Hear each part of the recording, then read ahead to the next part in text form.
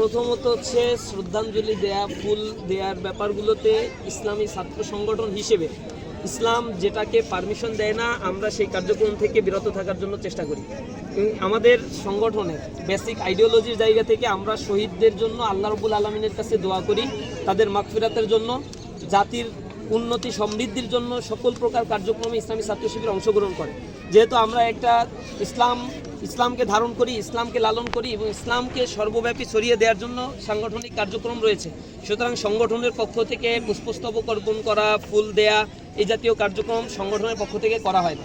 দ্বিতীয়ত হচ্ছে ছাত্র সংসদ, এটা বিশ্ববিদ্যালয়ের একটা কনসার্ন, একটা অথরিটি এবং ছাত্রদের নির্বাচিত একটা অথরিটি, সুতরাং বিশ্ববিদ্যালয়ের নিয়মের মধ্যে যে বিষয়গুলো যায় ছাত্র সংসদ সেই কার্যক্রমে পার্টিসিপেশন করবে, অংশগ্রহণ করবে, এটাই স্বাভাবিক বিষয়।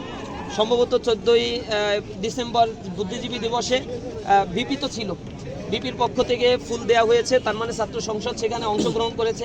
আজকে যেখানে ফুল দেওয়া হয়েছে ছাত্র সংসদ সেই বডি অংশগ্রহণ করেছে। ছাত্র সংসদের অনেকের ব্যক্তিগত আইডিওলজির জায়গা থেকে সে অংশগ্রহণ নাইক বা করতে পারে, সেটা তার ব্যক্তিগত চয়েস, এই স্বাধীনতা তো সবারই রয়েছে এবং বাংলাদেশে সবাই এটাকে রেসপেক্ট করে, আমরাও সেগুলোকে রেসপেক্ট করি।